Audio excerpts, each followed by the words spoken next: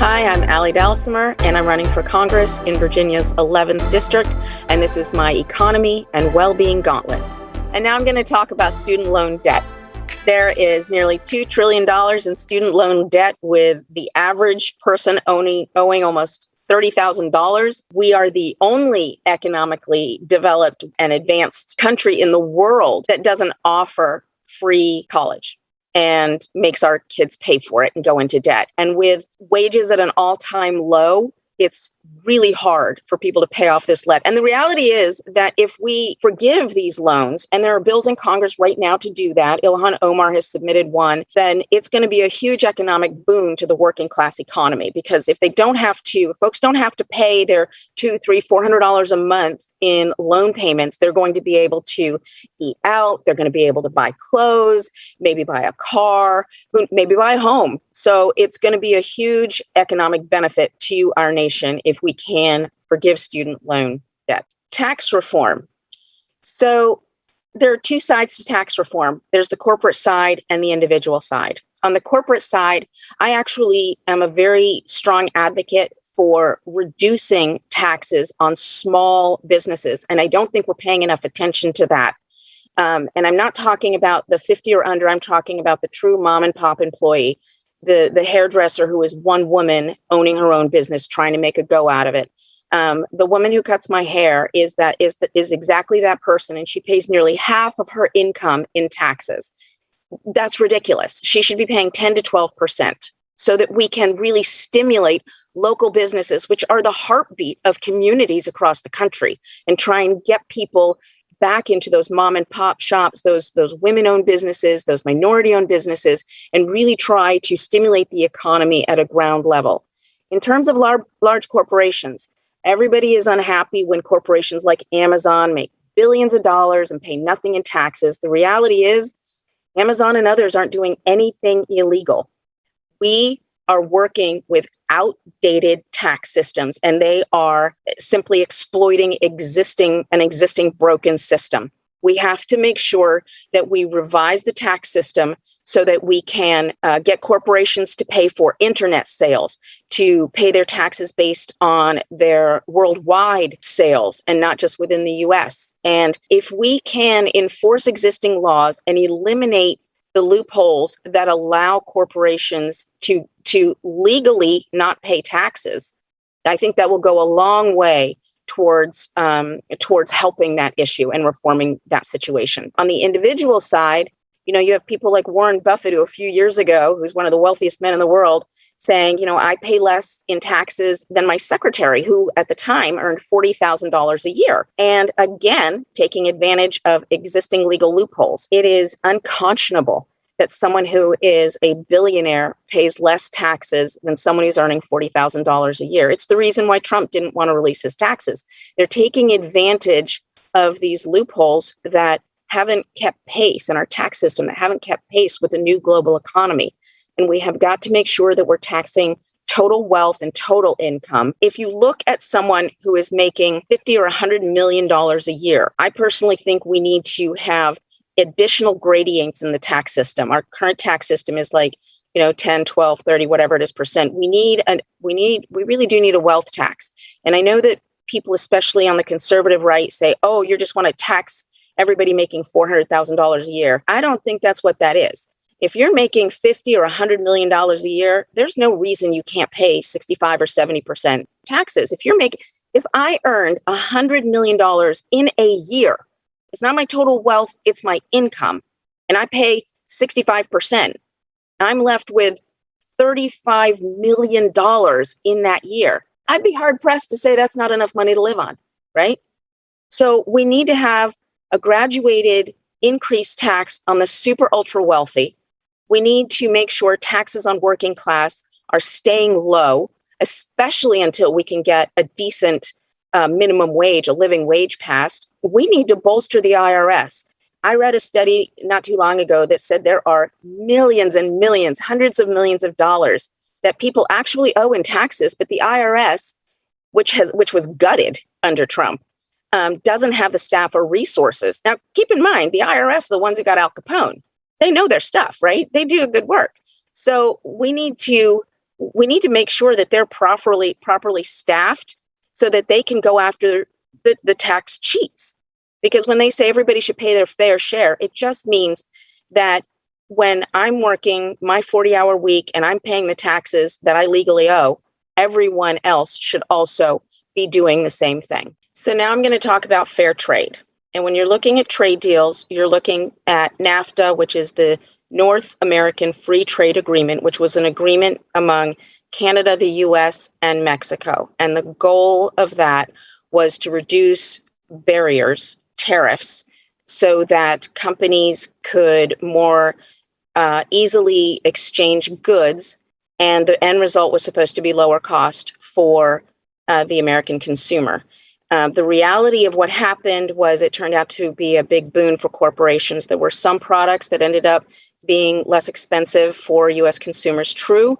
But what really happened was a lot of jobs ended up being outsourced. It turned out to be the perfect vehicle for corporations to outsource jobs, especially to Mexico, where labor rates were cheaper and where safety and environmental standards are significantly less. So it really was a corporate boon, not one for the people. The other one is the TPP, or the Trans-Pacific Partnership, which, and I looked into this recently, as far as I can tell, it's basically like the US, Australia, Japan, everybody else ganging up against China to make sure that China doesn't become the 800-pound trade gorilla on the global market, because China is producing goods at a significantly reduced cost than the rest of the world. And they do that because they have a very low wage, but they also put forth products that are substandard.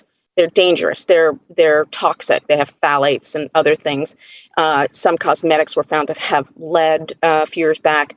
So it's a lower quality product. With the TPP, though, I don't think that had anything to do with helping the American consumer. And in fact, there's a clause in the TPP that says that if a U.S. corporation feels that a product they were selling is going to be undercut by a foreign company's trade, that they can sue the American government for the loss of their anticipated profit. And what that basically means is that if they're successful in suing, the American consumer has to pay for a product that that company puts out that they didn't even buy. So again, this is another example where it's perhaps a corporate boon. I think it had nothing to do with fair trade for the American people, and I think it was. It's a failed policy. In terms of how to proceed, when I worked at a nonprofit foundation back in the 90s, we were a part of helping develop the first of a fair trade product. There was a certification system for fair trade coffee. And we were working with growers in Latin America and Africa to grow coffee in shade plantations instead of, at the time, sun coffee, which goes in, strips out, cuts down all the rainforest or habitat wherever you are, plants these high-producing coffee plants that deplete the soils in 10 or 15 years, and then you have to move on and cut more virgin forest somewhere. And so these coffee growers would grow within the shade of the canopy, and they grew a higher quality product. They grew less of it. So there was a certification process where that farmer was paid a premium for doing that. That program expanded to include other products like bananas. There's a reason I buy organic bananas. It costs me 10 cents a pound more. Why? Not because I'm at risk of the toxic pesticides that they use on banana plantations, but because banana growers who are growing non-organic bananas have cancer rates that are through the roof. Their children are dying of leukemia from contaminated water because there's such a heavy pesticide load on these things, right?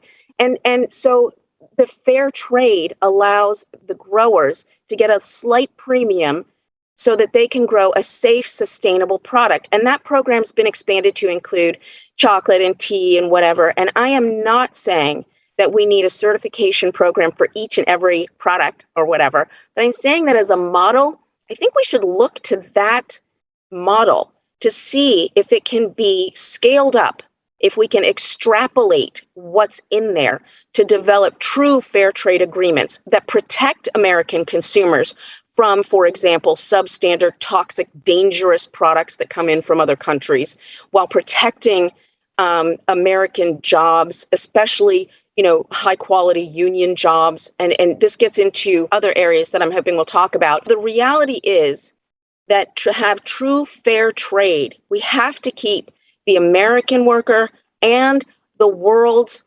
workers in our minds and come to a solution that is a win-win and benefits us. And it's not rocket science. It just takes a group of diverse people coming together to develop that solution. Expanding Social Security. So I find this an interesting question because there is no way to expand the current system.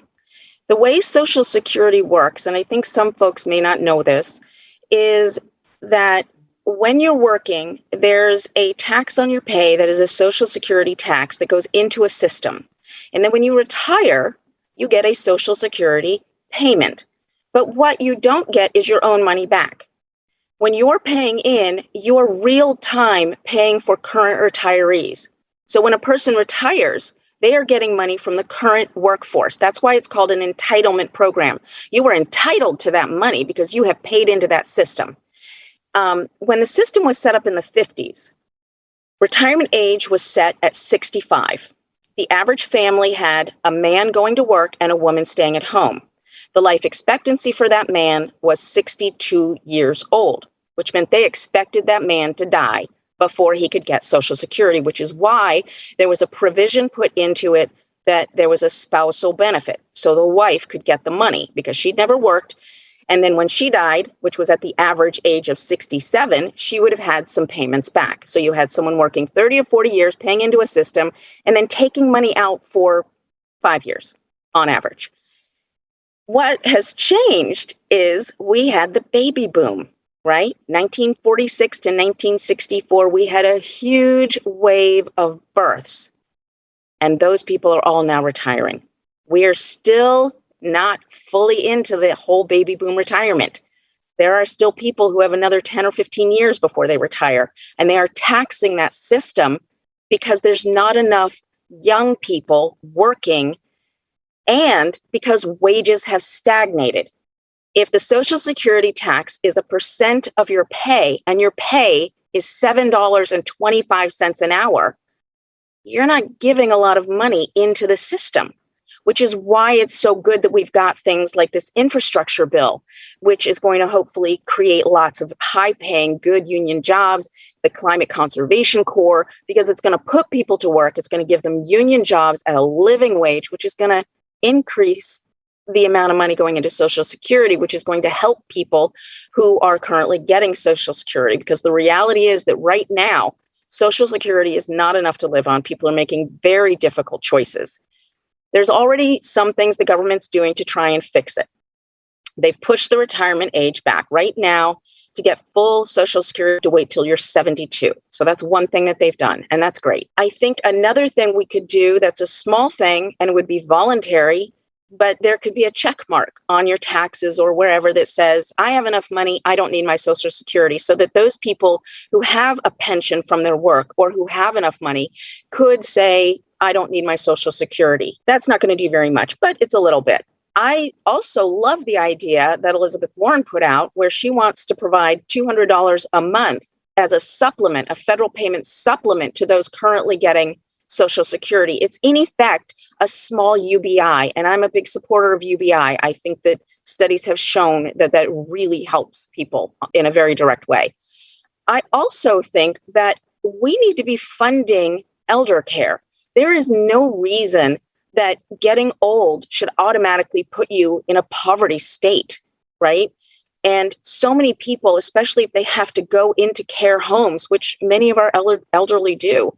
And the average cost for going into elder care is like $50,000, $60,000 a year. It's outrageous.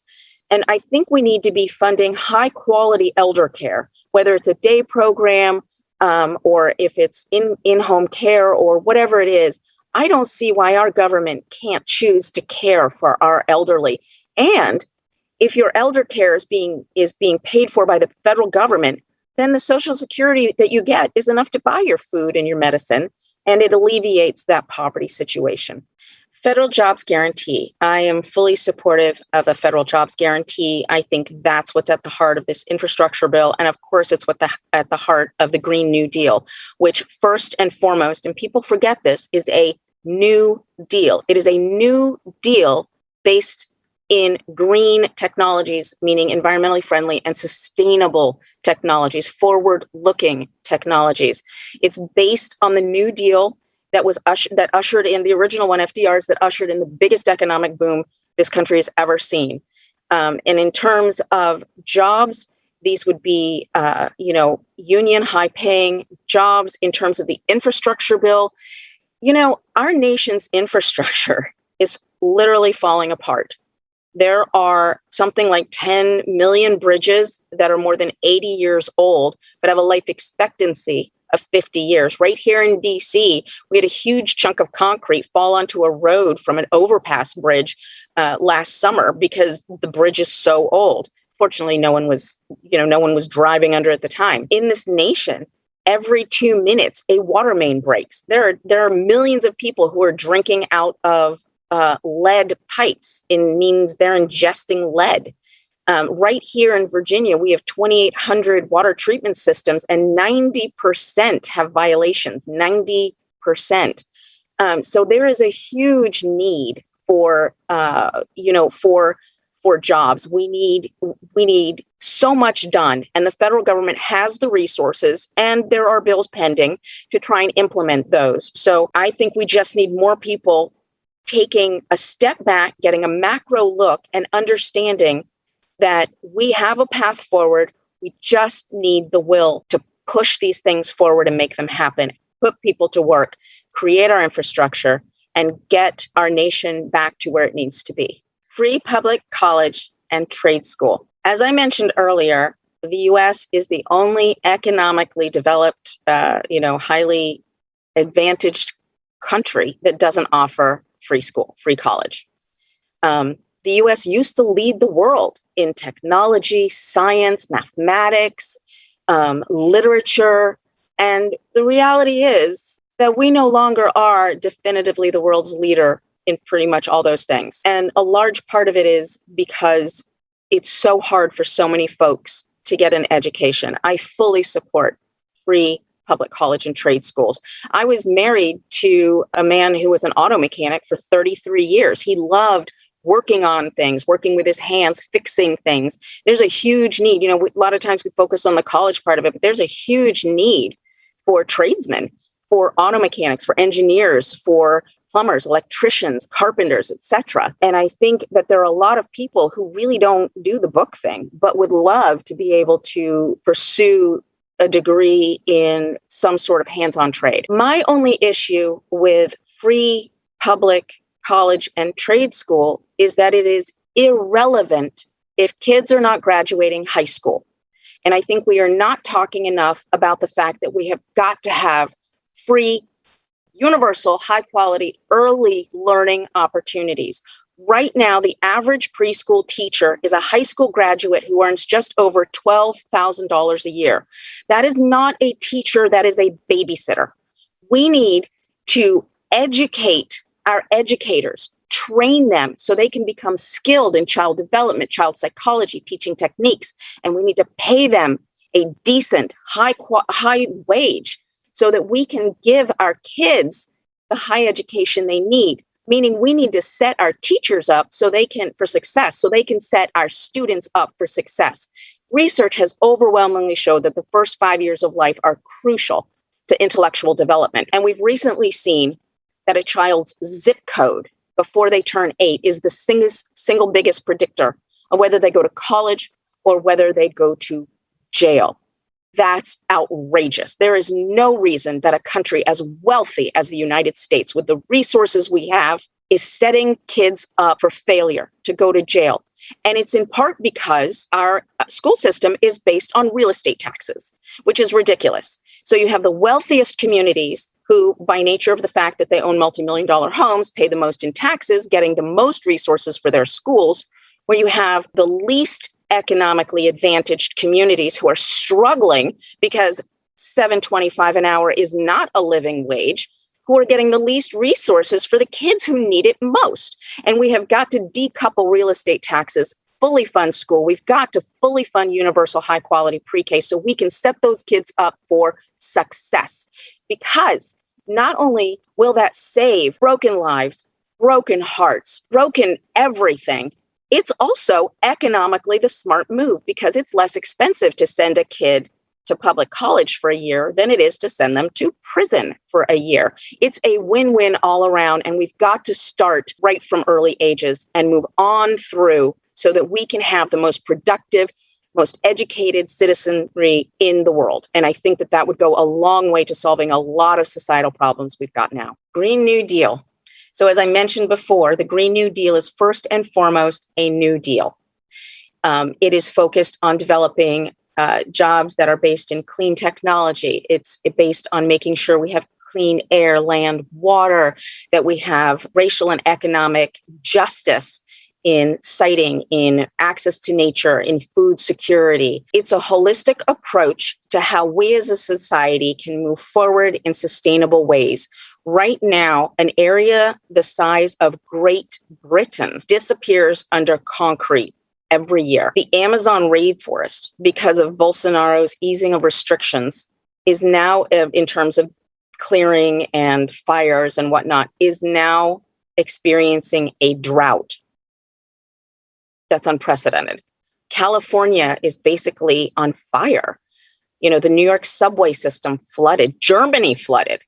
Things are in bad shape, and we have let it get that way. Jimmy Carter put solar panels on the White House during the energy crisis in the 70s. Ronald Reagan, his very first act as US president, and remember, he was backed by the oil and gas industry, was to rip out those solar panels.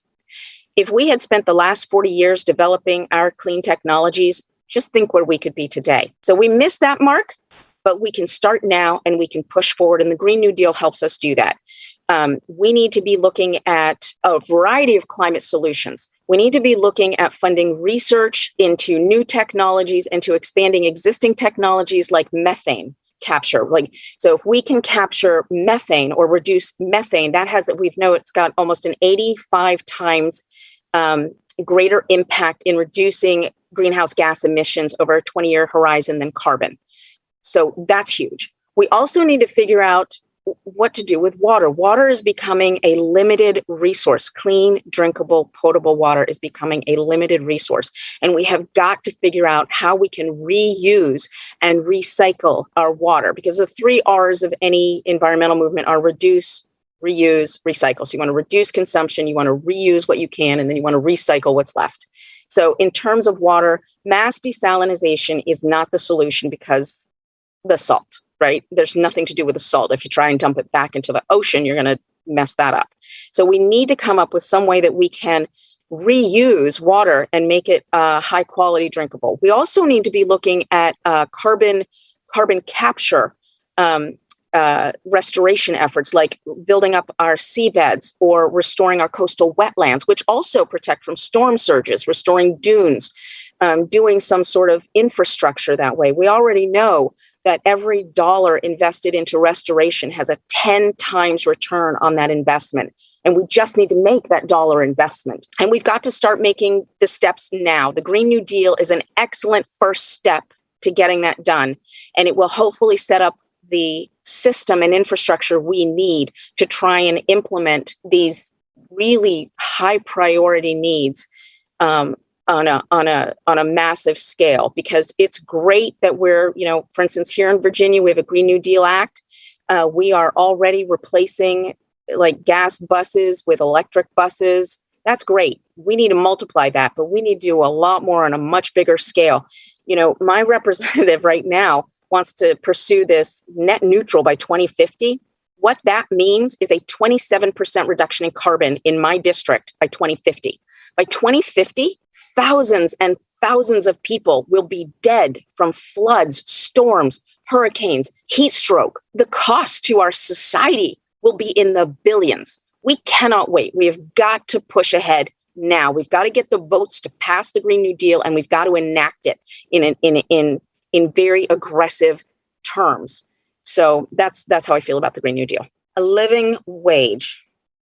So right now, there's a big push for $15 an hour, and that has been in the works for years. The current federal minimum wage is $7.25 an hour, which is ridiculous. In Virginia, the current minimum wage is $9.50 an hour, which works out to about $19,000 a year. Even at $15 an hour, you're talking about a minimum wage of $30,000 a year. And that may be enough to live in some parts of this country. It is not enough to live here in my district, in Fairfax County, where the cost of living is actually 150% higher than the rest of Virginia. The average two-bedroom apartment is going to run you a couple thousand a month. Well, that's $24,000 a year. If you're making $30,000 a year before taxes, how are you supposed to pay for things like clothes, food, insurance, your light bill, toothpaste? It's not a living wage here. And here's the thing that's interesting about the minimum wage. When the non-farm minimum wage was established in 1968, the goal was that a person could work a 40-hour work week and have a decent standard of living. If that minimum wage had been pegged to inflation, which it was not, the current federal minimum wage would be $24 an hour. That's $48,000 a year. And that is a living wage in many parts of this. I would argue that it's a decent wage here in Virginia, but it's maybe not enough. It's certainly not enough in places like New York or LA. And the reality is that I personally support a living wage based on cost of living. And I have heard the argument that, oh, we can't do that. It's too hard. There's no way to figure out what the cost of living in various cities is, etc. Well, anybody saying that either isn't aware that there already is a system that does that or is flat out lying. Because I worked within the federal government for decades. And the General Services Administration has something that they call per diem. So when you are traveling on taxpayer dollars, when you're doing federal business travel, you are given a per diem rate for the place you are going. So if I go to, say, Biloxi, Mississippi, I am told that I am allowed to spend, I'm going to make these numbers up because I don't remember, $75 a night on a hotel, and I get $35 for buying my 3 meals. If I then travel to San Francisco, I am told I now get $350 a night for my hotel, and I get $95 for my 3 meals. And those numbers are based on the average cost, the median cost of hotels and meals in those cities, which means the government has a system in place already and knows what the cost of living is, at least in cities around the country. So I think a federal minimum wage should be based at some minimum that makes sense, 15, maybe 20, maybe whatever, but that we should also be looking at cost of living. And I know that system isn't perfect because sometimes people live in one place and work in another. But if you think about a bell curve, you're going to get the vast majority of the people in the center of that bell curve. You're going to get the 80 or even 90% of the people are going to be accurately pegged, whether you choose to do it by where they work or where they live. And you're going to be able to give them a living wage because of it. Support for union advancement. I am a full believer in union jobs. As I mentioned before, NAFTA undercut unions significantly by sending what was then good quality union jobs overseas to Mexico. That trend has continued with corporations making more and more profit by passing laws like the right to work law. Virginia is a right to work state, which sounds like, oh, it's a right to work. That must be a good thing. No. It's a law that basically does the exact opposite of what it appears to do, because it limits your ability to collectively bargain and to try and advocate for workers' rights. In fact, Virginia is 51st out of 51, if you include DC, for workers' rights in this nation. The only senator, aside from Kyrsten Sinema, not to sign the PRO Act is Senator Warner from Virginia. So here in Virginia, workers' rights is a huge issue, and it's a main part of our campaign platform and why we're doing all of our printing and whatnot through a union group, because we have got to make sure that people get a living wage.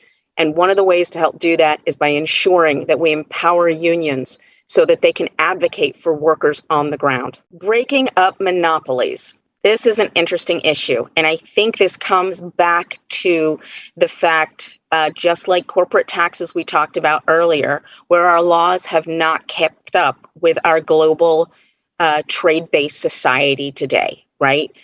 So you have the Sherman Antitrust Act, you have the Clayton Act. These things are 100 years old. There was no internet. There were no overseas sales. There were not global companies back then. So I think we need to take a hard look at the laws that regulate monopolies and see what's going on. So I've been with Sprint since 1990, and now they were bought out by T-Mobile. And I got to tell you, my customer service is not as good, and I can't use my phone, and I have less choice, and my bill's gone up. And, this is a microcosm of what happens with monopolies and why monopolies are bad. And I don't know that I would want to specifically identify individual companies to target them, because I think it's a systemic issue. And I think we need to look at it in a holistic way.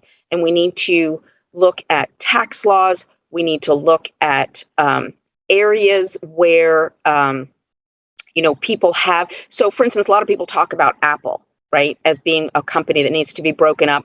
I don't know enough about that, but my thought is Apple provides a quality product that people want, and that's why it's so big. Whereas, as opposed to if you look at our news outlets, there used to be dozens of them across the country. Right now, all major news outlets are owned by just 5 companies. You're not getting the news. You're getting corporately backed messaging and propaganda to tell you what to think or to tell you what things are. And it's a homogeneity that you can only escape if you go to PBS. And you watch, their shows. If you watch Judy Woodruff, I love Judy Woodruff. Or if you go to AP, because they still provide unbiased news.